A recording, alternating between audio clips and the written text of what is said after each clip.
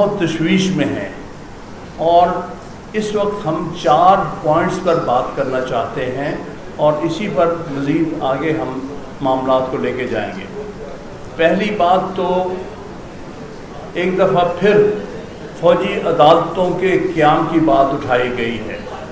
پاکستان بھر کی ساری تاریخ دیکھ لیں، وکلا نے کبھی فوجی عدالتوں کو قبول نہیں کیا اور نہ ہی کبھی کریں گے، اور ہمارے نزدیک فوجی عدالتیں جو ہوتی ہیں اس میں سویلین کا ٹرائل جو ہے یہ آئین کی خلاف ورزی ہے، بنیادی حقوق کی خلاف ورزی ہے، فیئر ٹرائل کی خلاف ورزی ہے، ڈیو پروسیس کی خلاف ورزی ہے، آزاد عدلیہ کی خلاف ورزی ہے۔ اور وکلا کے پروفیشن کی، کیونکہ وکلا کا پروفیشن جو ہے وہ آئین کے مطابق ہے، قانون کے مطابق ہے،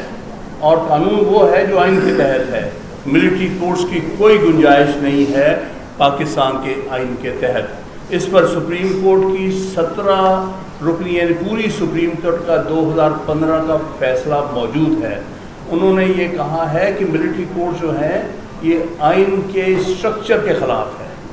لہٰذا کسی شکل میں کسی حالت میں وکلا برادری جو ہے وہ فوجی عدالتوں کو قبول نہیں کر سکتی، کیونکہ یہ وکلا کے پروفیشن کی نگیشن ہوگی، کیونکہ ہم لوگوں کو فیئر ٹرائل دینے کے لیے وکیل بنے ہیں، ہم لوگوں کو ڈیو پروسیس دینے کے لیے وکیل بنے ہیں، ہم اس قسم کے جھٹکے والی عدالتوں کے لیے وکیل نہیں بنے کہ جس کو جی چاہے سزا دلا دی جائے بغیر ٹرائل کے، بغیر اس کو ڈیو پروسیس دیے، بغیر پارٹیز کو سنے، بغیر ان کو اپنے ایویڈنس کا رائٹ دیے بغیر۔ تو پہلی تو یہ اور سب سے اہم معاملہ جو اس وقت ہمارے لیے ہے وہ فوجی عدالتوں کا ہے۔ ہم کسی صورت فوجی عدالتوں کو قبول نہیں کر سکتے، یہ آئین کی بہت بڑی خلاف ورزی ہے۔